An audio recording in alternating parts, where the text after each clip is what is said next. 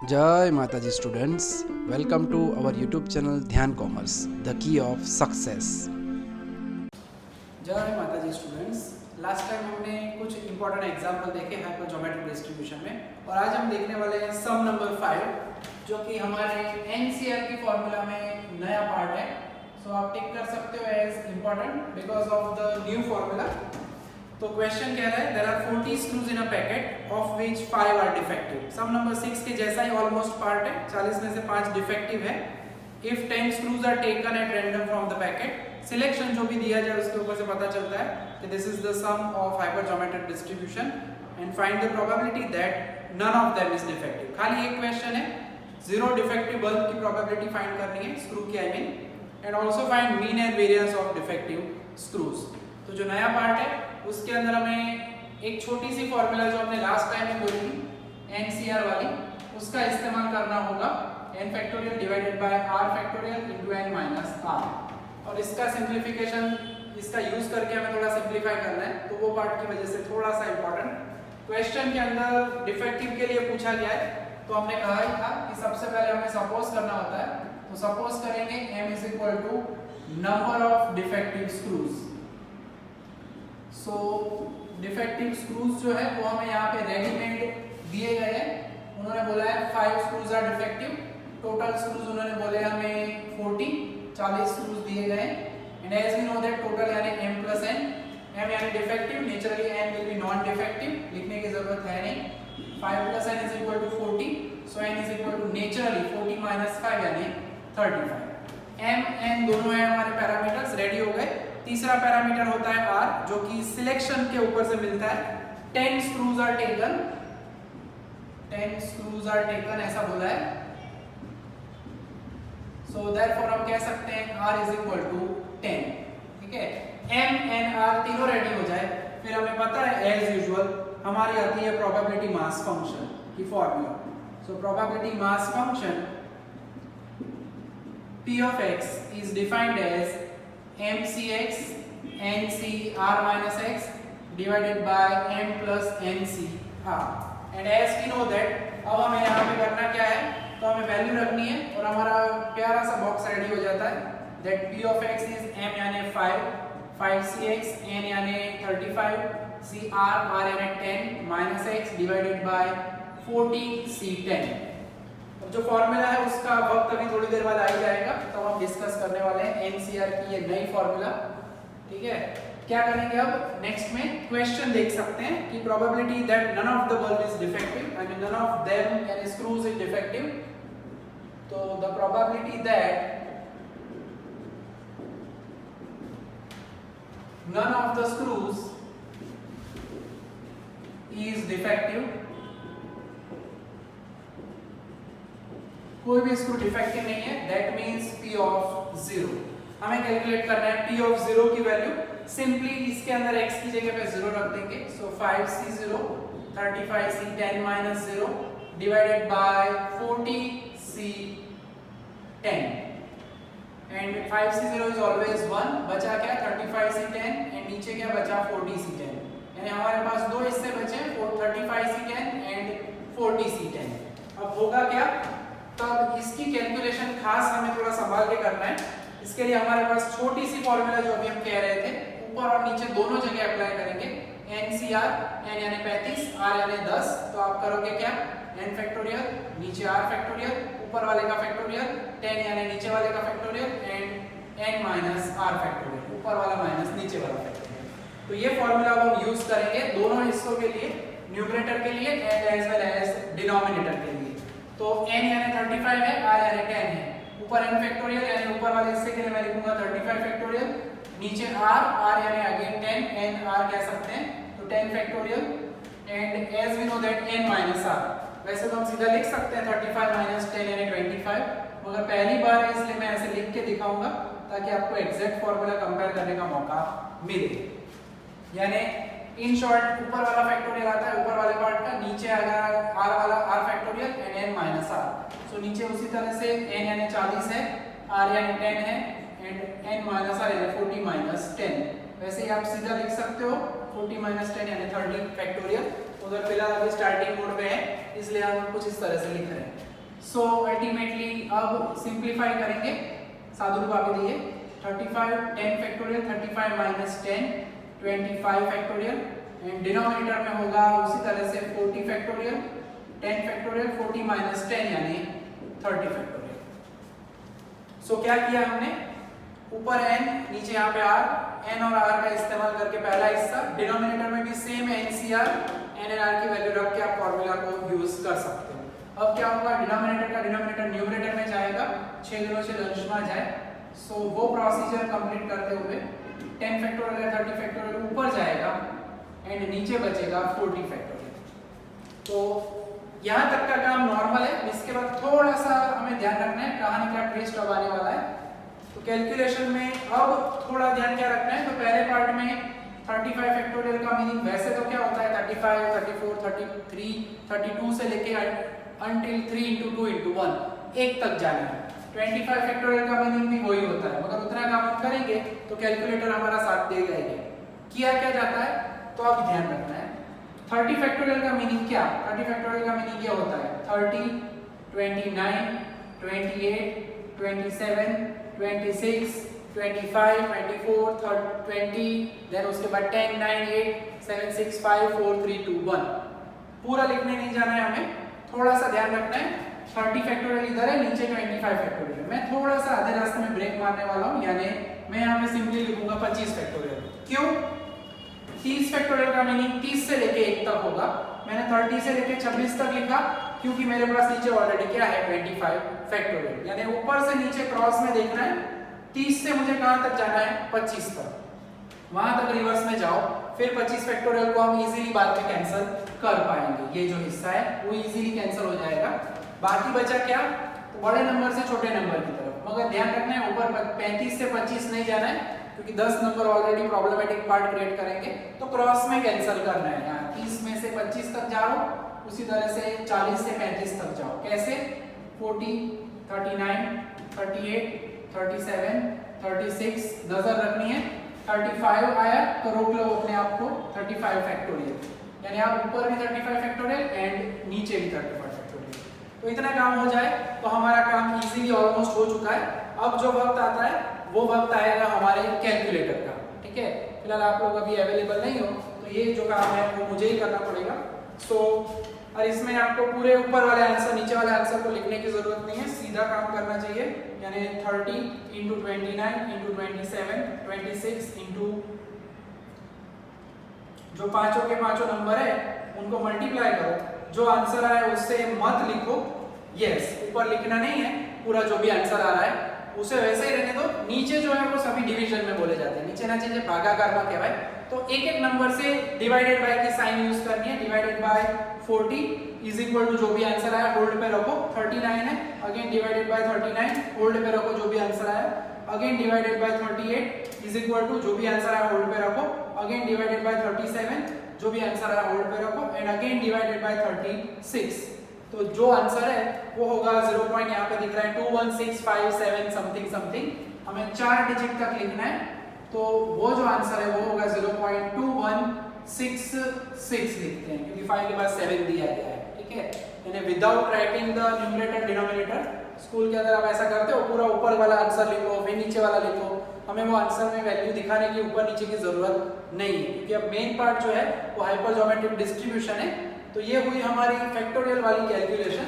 मगर ये काम आप कब करते हो, 35 से 5 होता 6 होता 7 होता तो इट इज ओके, कैलकुलेटर हमारा जो होता है नॉर्मल वो हेल्प कर सकता है। मगर जब नंबर्स बहुत बड़े हो 35 से 10 12 तो उस वक्त हमें ये एनसीआर वाली फॉर्मूला का इस्तेमाल करके कैलकुलेशन करनी है।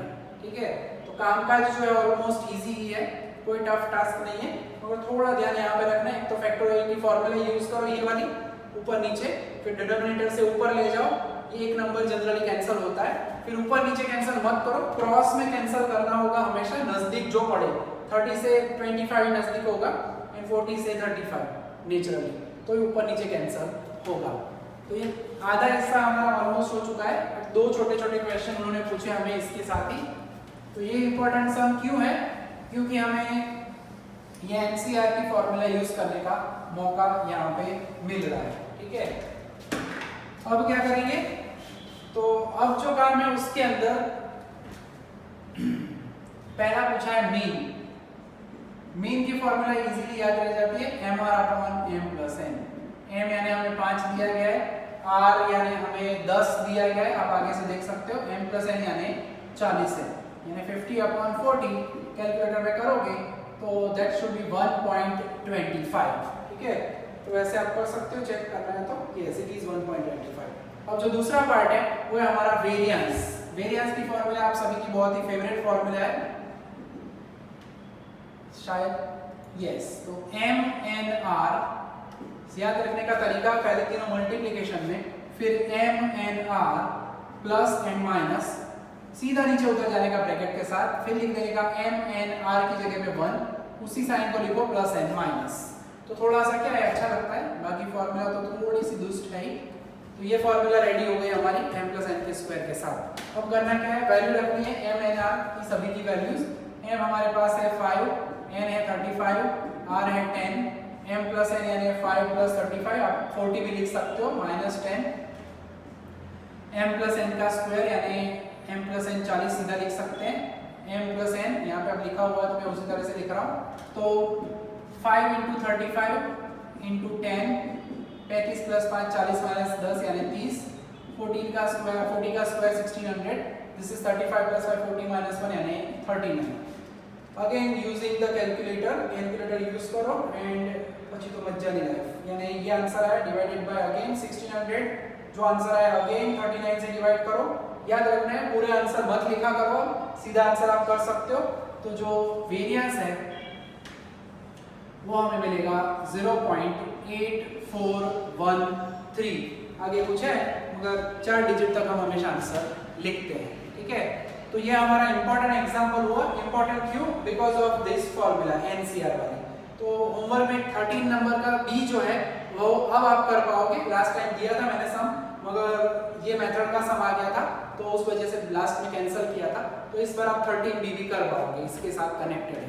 ठीक है, तो अब जो हमें देखना है इस सम के बाद हमारे हाइपर ज्योमेट्रिक डिस्ट्रीब्यूशन का सबसे solid example, very very very most type solid type भी कह सकते हैं, जो पूछा भी गया है ऑलमोस्ट 2 से 3 बार यूनिवर्सिटी में। ठीक है, एक इलस्ट्रेशन भी है उसके जैसा, तो वैसा हमें एकदम सॉलिड सम देखना है जो कि है सम नंबर 8, जिसके अंदर कार्स का क्वेश्चन है।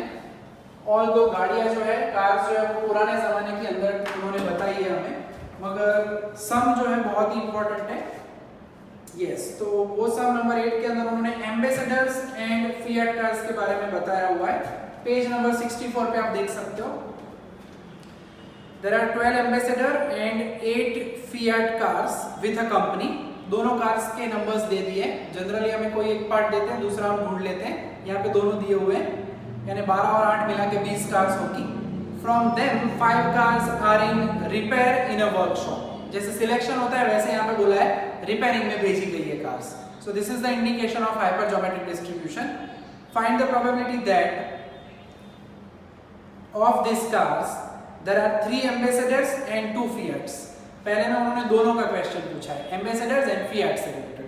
सेकंड में पूछा है at least 3 Fiat cars, minimum 3 Fiat cars के बारे में पूछा है। एंड तीसरा जो क्वेश्चन है उसमें पूछा है all cars are of the same type, यानी पांचों की पांचों कार्स जो आप भेज रहे हो वो या तो फिएट होगी या तो एम्बेसडर। ठीक है, अब जब ऐसा क्वेश्चन हो तो एम कैसे अज्यूम करें, क्योंकि यहाँ पे ज्यादातर दोनों की बातें की है। तब का काम क्या करना है, तीनों क्वेश्चन में ऐसा क्वेश्चन ढूंढो जिसमें खाली किसी भी एक की बात की गई हो, यानी ओनली एम्बेसडर या ओनली फिएट। और वो क्वेश्चन कौन सा है, पहले में दोनों की बातें हैं, तीसरे में भी दोनों की बातें हैं, बचा क्या दूसरा जिसमें खाली पूछा है फिएट कार्स के बारे में। ठीक है, यानी हमें जो एम लेना है वो लेना होगा सम नंबर 8 हमारा है सॉलिड सम।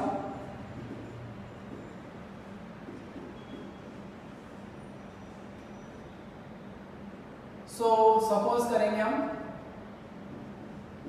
एम एन यानी नंबर ऑफ फिएट कार्स, तो वो हमें यहाँ पे दिया गया है। एम जो है वो हमें दी गई है 8 कार्स। जल्दी जल्दी में उल्टा ना हो जाए, 12 ना लिख लेना क्योंकि 12 एम्बेसडर से। अब एम भी मैं लिख लूंगा नंबर ऑफ एम्बेसडर वैसे तो एम्बेसडर्स लिखा जाता है मगर अब कार्स दिखेंगे इसमें भी, एम्बेसडर कार्स। तो वो जो है वो 12 है। तो टोटल कार्स में हम सीधा लिख सकते हैं, वैसे तो हमें जनरली टोटल दिया जाता है, पहली बार ऐसा मौका मिला है हमें कि टोटल हम खुद करेंगे। वैसे आगे एक सम था वो एयर कंडीशन रूम वाला, उसके अंदर भी हमने ऐसा ही देखा था, सम नंबर 4 के अंदर। तो टोटल करने का मौका है वैसे, ठीक है चलो कोई नहीं। तो अब जो हमें बात करनी है उसमें उन्होंने कार्स रिपेयर में भेजी है, उसमें बोला है 5 cars are in repair, repairing के लिए भेजी है, देयरफॉर ये जो है वो होगा हमारा आर। तो मेजर काम हो गया हमारा, M N and R decide हो चुका है। अब हमें लिखना होता है एज यूजुअल हमारा format, probability mass function. Formatting is very important. अगर आप इलस्ट्रेशन देखते हो तो ना वहां पे एम होता है, ना एन, ना आर, ना ही उनको मार्क्स भी लाने होते हैं। स्टूडेंट्स यानी हमें मार्क्स लाने हैं, आपको आई मीन, तो ये सब काम परफेक्टली करना पड़ेगा।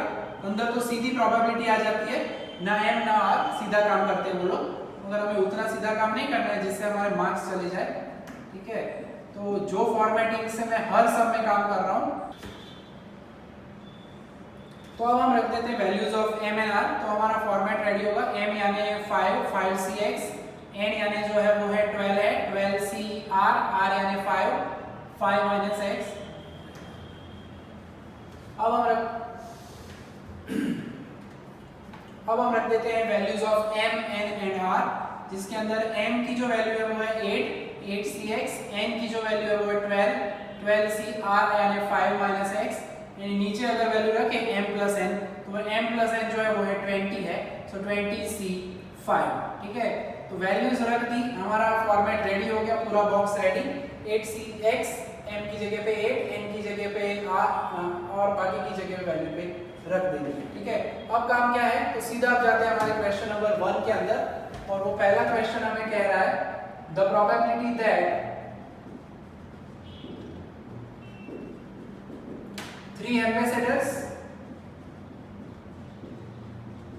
एंड 2 फिएट कार्स, या 2 फिएट्स उन्होंने लिखा है, it's okay, are in repair. अब कष्ट होता है कि 3 रखना है x की जगह पे या 2 रखना है, तो खास ध्यान रखो, फॉर्मूला हमारी कहती है p ऑफ x यानी m c x, x जो लेने हैं वो m में से लेने हैं, यानी जो हम बात करने वाले हैं उसमें x की वैल्यू m से कनेक्टेड है, x की वैल्यू m से यानी नंबर ऑफ फिएट कार्स से, यानी अंदर जो हमें रखना है p ऑफ में, वो कौन सा पार्ट रखना है, वो फिएट कार्स वाला रखना है, यानी हम अंदर क्या रखेंगे, p ऑफ 2, ठीक है। x की जगह पे हमें क्या रखना होगा, 2 रखना होगा। तो ये हो गया हमारा फॉर्मूला का पार्ट रेडी। अब सीधा हम रख देते हैं वैल्यू x की जगह पे, so 8c2 and then 12c5 minus 2। Ultimately तो 2 फिएट हो तो बाकी की नेचुरली क्या होगी, एम्बेसडर कार्स में होगी, तो वो आपको ऑब्जर्व करने का मौका मिल रहा है। 8c2 12c3 divided by 20c5, और ये काम हम सीधा करते थे सेमेस्टर 3 के अंदर कि 2 फिएट चाहिए तो 8 में से 2 फिएट, 3 एम्बेसडर चाहिए तो 12 में से 3 डिवाइडेड बाय नीचे हम लेते थे टोटल लेते थे 20c5। तो काम वही है, इन्होंने इलस्ट्रेशन में ज्यादातर वही काम किया है, ना एमएनआर कुछ भी लिखा है, सीधे आंसर यहीं से स्टार्ट होते हैं हर एक के अंदर, ठीक है। तो अब हमें जो वैल्यू ढूंढनी है उसके अंदर 8c2 की वैल्यू चाहिए हमें, 8c2 यानी 8 × 7 डिवाइडेड बाय 2, यानी वो तो मुझे इजीली याद है इसलिए 28 लिखूंगा। 12c3 जो है वो याद नहीं रहता तो कैलकुलेटर की जरूरत तो पड़ेगी। 12 × 11 × 10 डिवाइडेड बाय अगर हम करें 6 तो मिलता है 220 अपॉन 20c5 का मीनिंग होता है 5 से उल्टे जाओ 20, 19, 18, 17, 16 डिवाइडेड बाय 5 फैक्टोरियल यानी 120, दैट इज 15504। ऊपर वाला जो आंसर है वो सीधा मैं मल्टीप्लाई करके डिवाइड करूंगा, उसका आंसर लिखने की जरूरत नहीं है। 6160 अपॉन 15504 मेरा क्या होगा 0.3973। तो ये हुआ हमारा पहला आंसर। खास ध्यान यहाँ पे यही रखना है कि जब दोनों लिखे जाए तो हमें अंदर वैल्यू कौन सी रखनी है, हमारा जो m लिया जाए उसकी, और m यहाँ पे क्या है, फिएट कार्स है, ठीक है। अब दूसरे क्वेश्चन की तरफ आगे बढ़ते हैं। हमारा जो दूसरा क्वेश्चन है, इंपॉर्टेंट क्वेश्चन है, द प्रोबेबिलिटी दैट, उन्होंने बोला है at least 3 Fiat cars are in repair, at least 3 Fiats are in repair. At least का मतलब क्या होता है? एटलीस्ट यानी मिनिमम के, ये एटलीस्ट एटमोस्ट वाला पार्ट तो हम क्वेश्चन वाले हिस्से में भी देख ही चुके हैं। तो x greater than equal to 3, minimum 3 Fiat cars repair में हो, यानी 3 हो या तो 4 हो या तो मैक्सिमम 5, क्योंकि एक टाइम पे 5 कार रिपेयर में आप भेज चुके हो। तो यहाँ पे होगा P3 plus P4 plus P5, ठीक है। तो यहाँ पे थोड़ा साइन का ध्यान रखना है, ग्रेटर देन इक्वल टू है। और अब क्या करना है, तो अब वही काम जो यहाँ पे हमने किया था। सो 8C3 12C5 minus 3, नीचे होगा 20C5, 8C4 12C5 minus 4, नीचे होगा again 20C5, 8C5 12C5 minus 5, नीचे होगा अगेन 20C5। तो ये हिस्सा रेडी है। डिनोमिनेटर जब भी इस टाइप का हो सेम, तो उसे एज एन एलसीएम लिख देने का 20C5, ऊपर 8C3 थोड़ा सिंप्लीफाई करके वैल्यू रखेंगे, एंड 12C2 होगा, 8C4 एंड 12C1 होगा, एंड लास्ट में 8C5 एंड 12C0 होगा। सो 8C3 तो कैलकुलेट हमने किया नहीं है, तो फिर करना पड़ेगा। सो 8 into 7 into 6 divided by 3 factorial यानी 6, यानी वो होगा 56। 12 into 12C2 यानी 12 into 11 डिवाइडेड बाय 2 करते हैं, तो वो होगा 66। 8C4 करना पड़ेगा, 8 7 6 5 डिवाइडेड बाय जो है वो हमें 4 फैक्टोरियल यानी 24 करना पड़ेगा, यानी 70। 12C1 is always 12 and 8C5 and 8C3 are always same. तो 8C5 की वैल्यू अगर आप कैलकुलेट करते हो तो भी वो 56 ही मिलेगी, डिवाइडेड बाय 20C5, जो कि अब हमें करने की आवश्यकता नहीं है। क्यों? क्योंकि वो अभी हम कर चुके हैं आगे, यानी 15,504। थोड़ा सा सिंप्लीफिकेशन अब करना है ऊपर का, 56 into 66 हो गया प्लस 3696 होगा, वो आंसर लिख देते हैं। 70 into 12 तो 840, 56 into 1 यानी 56, सो 15,504। तो अब इनको टोटल कर लेते हैं, 3696 plus 840 plus 56, so 4592 divided by 15,504। Ratio अगर निकालेंगे तो हमारा दूसरा आंसर भी रेडी हो जाएगा, 4592 डिवाइडेड बाय 15,504, दैट इज 0.29618 है, तो उसे हम लिखेंगे 2962। उन्होंने शायद जो आंसर दिया है उसके अंदर 3 डिजिट ही दिए, तो हमारा जो फॉर्मेट है प्रोबेबिलिटी का, उसके अंदर हम 4 डिजिट लिखते हैं। खास ध्यान रखना है, 3 डिजिट नहीं लिखना है, तो इसके अंदर हम 4 डिजिट तक का आंसर लिख रहे हैं। और लास्ट तीसरा क्वेश्चन है, बहुत ही सॉलिड, बहुत ही इंपॉर्टेंट, मोस्ट टाइम के सब के अंदर इसे गिना जाता है। खास इसकी जैसी एक सेम कार्बन कॉपी इलस्ट्रेशन हमारे पास है, वो आपको घर पे करने का मौका श्योरली मिलेगा। तीसरा क्वेश्चन है, all cars are of the same type, the probability that all cars का मतलब होता है 5 की 5 cars are of the same type. एक दिन में 5 कार रिपेयरिंग में भेज रहे हैं। All cars are of the same type का मीनिंग यानी कह सकते हैं हम 5 फिएट्स और 5 एम्बेसडर्स। अब यहाँ पे थोड़ा सा कहानी में ट्विस्ट है, खास ध्यान रखना है कि हमें जो यहाँ पे बोला आपने, जैसे यहाँ पे 2 पार्ट थे, तो हमें यहाँ पे अंदर क्या लिखना है, खाली फिएट्स की नंबर ऑफ यूनिट्स को, यानी फिएट कार्स ही लिखनी है। तो जब 5 फिएट्स है तो कोई टेंशन नहीं है 5 फिएट्स के बारे में, मगर जब पांचों की पांचों एम्बेसडर्स हो तब ध्यान रखना है, तब फिएट्स कितनी होगी, 0।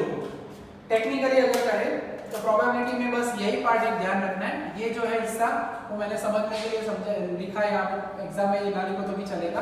ओके, यानी प्रोबेबिलिटी वाइज मैं लिखूंगा P of 5 plus P of 0। तो ये दोनों प्रोबेबिलिटी को हमें खाली प्लस करना है, यानी कि फॉर्मूला हमारे पास वही रेडी है। तो 8C5 12C5 minus 5, नीचे होगा 20C5 प्लस 8C0, x की जगह पे हम 0 रख रहे हैं, divided by 20C5। So ultimately this is 8C5 into 12C0 plus 8C0 into 12C5 whole divided by 20C5। तो ये जो कैलकुलेशन है, वो कैलकुलेशन में आप खाली हमें दोनों पार्ट ढूंढने 8C5 12C5, और वैसे 8C5 तो अभी हम ढूंढ ही चुके हैं, यहाँ पे नजर अगर आपकी जाए तो, और वो 56 है। सो 8C5 यानी 56 into 1 plus 8C0 again 1, NC0 and NCN are always 1, 8C0 9, 8C8 दोनों 1, 12C0 12C12 दोनों 1। इन शॉर्ट ऊपर नीचे सेम हो या 0 हो तो आंसर सेम आता है। अब जो करना है वो होगा हमारा 12C5, वो ढूंढना पड़ेगा 12 11 10 9 8 डिवाइडेड बाय हमें करना है 5 फैक्टोरियल यानी 120, तो वो होगा 792। तो ये आंसर जो है दूसरा हमारा वो मिलता है हमें 792, एंड होल डिवाइडेड बाय का तो आंसर है ये हमारे पास 15504। सो अल्टीमेटली करें तो we are 56 plus 792 divided by 15504। तो अगर इनको प्लस करें दोनों को तो वो मिलता है हमें 848। सो 848 डिवाइडेड बाय 15504। सो टोटल अगर करें so 848 divided by 15504, and that would be 0.05469 है, so we will write it as 0.0547। बहुत ही कम चांस है, 5% चांसेस कह सकते हैं, ठीक है, कि ऐसा हो कि सभी की सभी कार्स जो है एक ही टाइप की हो, यानी सभी की सभी या तो फिएट कार्स हो या तो सभी की सभी एम्बेसडर्स कार हो। ऐसे चांसेस बहुत ही कम रहते हैं। तो आज के सेक्शन के अंदर ये दो हैवी सम, पहला हैवी नहीं है वैसे, मगर heavy because of the concept, और दूसरा जो है वो आप नेचर भी ऑब्जर्व कर सकते हो। बहुत ही प्यारा और इंपॉर्टेंट एग्जांपल है, most time for each and every exam.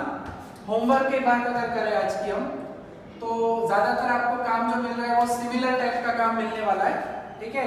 सबसे पहले तो इलस्ट्रेशन, जो अभी हमने ये सम किया उसी के जैसा सेम है इलस्ट्रेशन नंबर 2। इलस्ट्रेशन नंबर 2 में इसकी जैसी ही कार्स है, यहाँ पे हमें फिएट एंड एम्बेसडर्स दिया है, वहां पे उन्होंने मारुति एंड फिएट दिया हुआ है, ठीक है। ऑलमोस्ट सिमिलर क्वेश्चन है, खाली तीसरा क्वेश्चन थोड़ा उन्होंने वहां पे बदला हुआ है, बाकी उसमें कोई कष्ट है नहीं, ठीक है। फिर इलस्ट्रेशन नंबर 2 के बाद 3, तीसरा इलस्ट्रेशन है वो हमारे सम नंबर 5 के जैसा है, और ये दो इलस्ट्रेशन के बाद 13b जो लास्ट टाइम हमने छोड़ा था वो अब आप कर पाओगे इजीली 13b।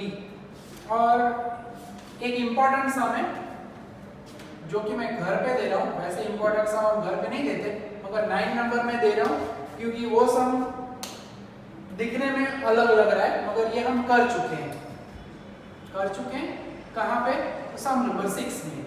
यस, बुक में देखो या अभी के अभी 9 नंबर का जो सम है उसके अंदर हमें दिया गया है doctor Urvish Shah in a dispensary of Dr. Urvish Shah, 10% patients out of 50 patients are suffering from cold. Suffering from cold दिया गया है 10% out of 50, यानी 5 पेशेंट्स जो है सफरिंग फ्रॉम 50 जो है वो सफरिंग फ्रॉम कोल्ड है। 6 नंबर के सम में देखो तो 50 बल्ब्स थे, उसमें से 10% जो थे डिफेक्टिव, यानी ऑलमोस्ट वही सम है। इसके अंदर बोला है कि 5 patients are inquire randomly, 5 patients को इंक्वायर किया गया है। वहां पे आप देखो तो वहां पे बताया था 5 bulbs are taken one after the other. उस सम के अंदर 2 क्वेश्चन थे, इस सम के अंदर एक ही क्वेश्चन है with a major printing mistake, ठीक है। आपको क्वेश्चन जो है वो करेक्ट करना है, वो करेक्ट करने वाला पार्ट मैं यहाँ पे लिख ही रहा हूँ। फाइंड द प्रोबेबिलिटी दैट, खास वहां पे 2 जगह पे नॉट है, वहां पे ये पहला नॉट हटा देना है, ठीक है। मोर देन, सॉरी पहला जो ठीक है वो ठीक है, नॉट मोर देन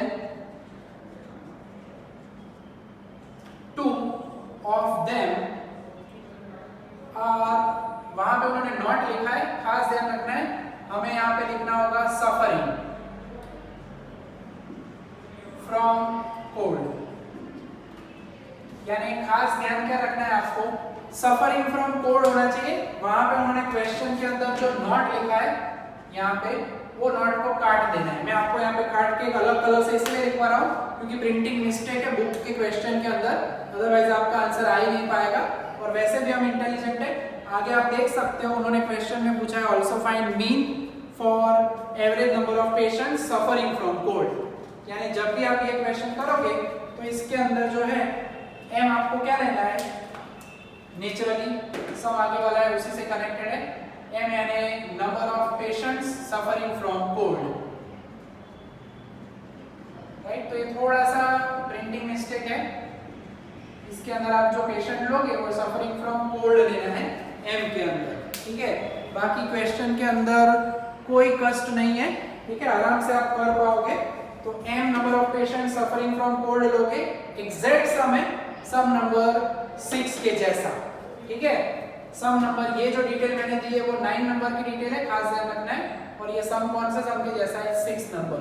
अगर आप आंसर ऑब्जर्व करोगे तो भी आपको पता चल जाएगा 9 नंबर का सम है, उसके अंदर क्वेश्चन में प्रिंटिंग मिस्टेक है, करेक्शन है, मैं यहाँ पे लिख रहा हूँ क्लियरली अगेन ताकि आपको पता चले। 9 नंबर के सम के अंदर करेक्शन करो, जिसका answer copy paste same to same वही है, खाली आपको मीन अलग से ढूंढना होगा, ठीक है। तो यहाँ तक का पार्ट रहेगा हमारा आज का। नेक्स्ट लेक्चर के अंदर हमारा ये हाइपरजोमेट्रिक डिस्ट्रीब्यूशन का सेक्शन जो है ऑलमोस्ट कंप्लीट हो जाएगा। एक दो छोटे छोटे सम अब देखने, मेजर एग्जांपल में मोस्ट टाइम लिखा है तो एक सम नंबर हमने आगे देखा है 5 6 है, ठीक है। उसके बाद 8 नंबर है, 9 नंबर है एंड 10 नंबर है, ठीक है। 5 6 है, उसके बाद 8 9 एंड 10, ये 5 example very very very very most time की कैटेगरी में हम इंक्लूड करते हैं, ठीक है। तो खास ये करेक्शन ध्यान रखना, सफरिंग फ्रॉम कोल्ड होना चाहिए, यहाँ पे नॉट को हटा देना है, आगे वाला नॉट रहने देना, नॉट मोर देन 2, और अगर एक्स्ट्रा करे तो नॉट मोर देन 2 का मीनिंग होगा मैक्सिमम 2 से ज्यादा नहीं आने, एट द मोस्ट 2। ढूंढना क्या होगा, p of x less than equal to 2।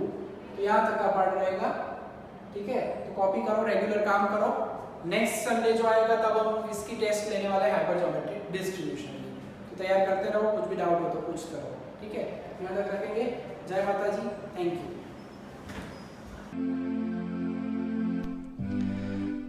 Please like, subscribe, share and press bell icon for notification. Thank you.